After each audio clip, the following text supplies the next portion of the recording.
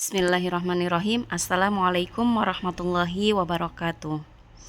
Perkenalkan, nama saya Naila Husna Nafila, Unit Kerja SDN 1 Bobos. Saya akan mempresentasikan rencana aksi perubahan orientasi P3K tahun 2024 di Pemerintahan Kabupaten Cirebon.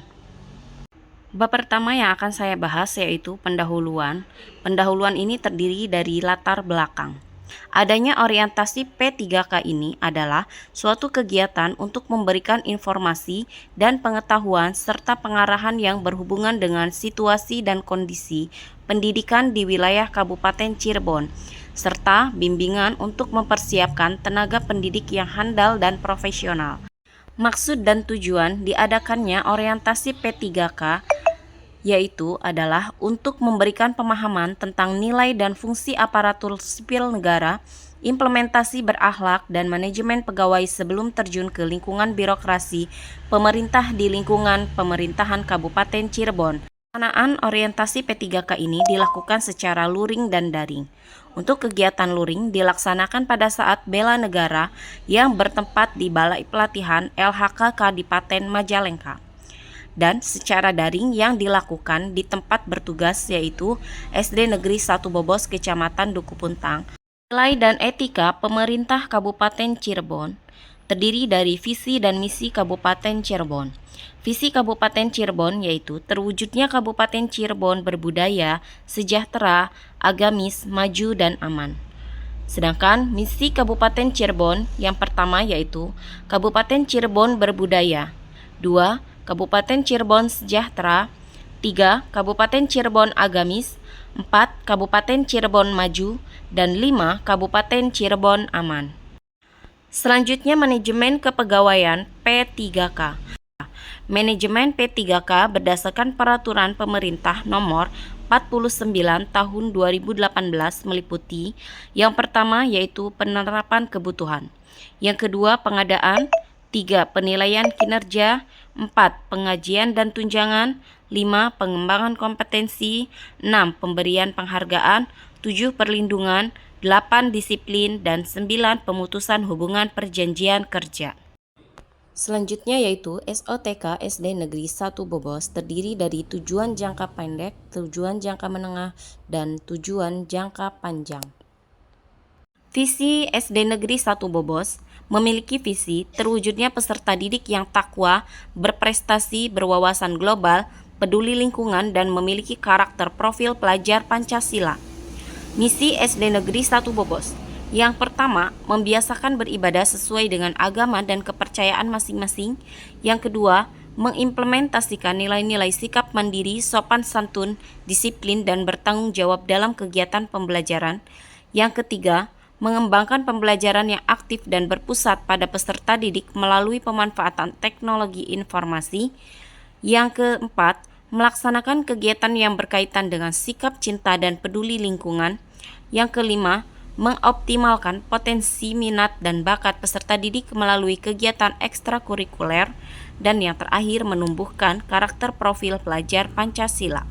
Selanjutnya di sini ada struktur organisasi sekolah. Tupoksi P3K.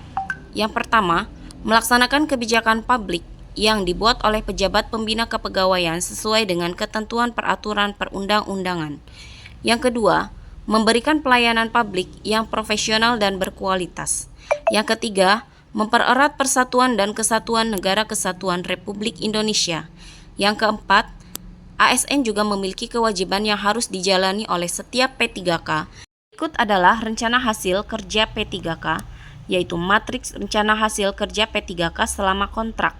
Yang pertama, melakukan dan membimbing proses pembelajaran.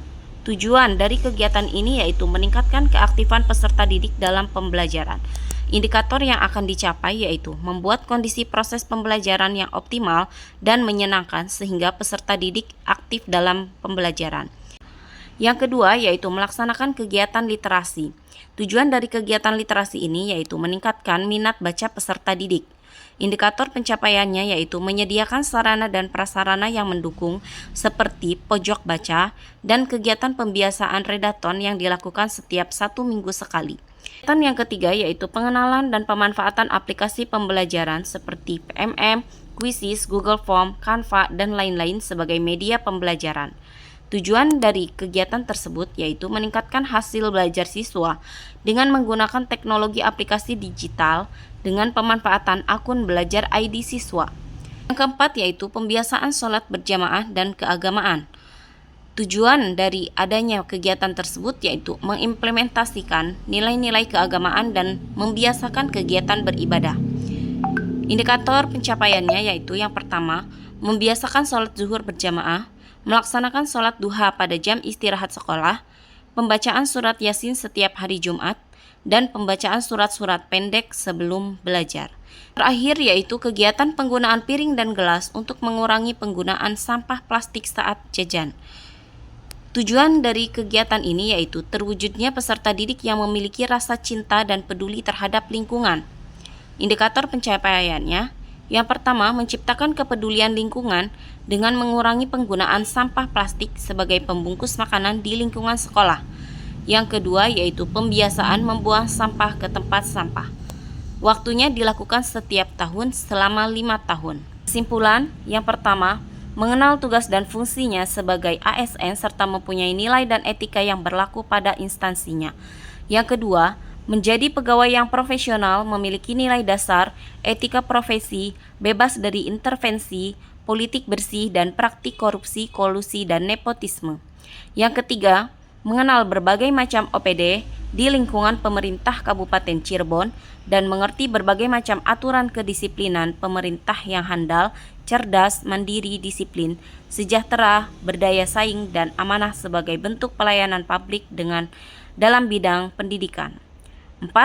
Membuat rencana kerja dan melaksanakan pengembangan diri di unit kerjanya. Saran, yang pertama, bagi sesama pendidik ke depannya dapat menjalankan tugasnya dengan baik sesuai dengan tupoksinya masing-masing. Yang kedua, bagi kepala sekolah ke depannya dapat melakukan bimbingan dan arahan kepada P3K agar bekerja dengan maksimal. Yang ketiga, bagi dinas pendidikan, yaitu agar mendukung P3K agar bisa melaksanakan pengembangan kompetensi guru demi tercapainya tujuan pendidikan. Dan yang terakhir, bagi pemerintah Kabupaten Cirebon, yaitu mendukung kebijakan-kebijakan yang dikeluarkan oleh Dinas Pendidikan dan Kebudayaan untuk meningkatkan kinerja P3K.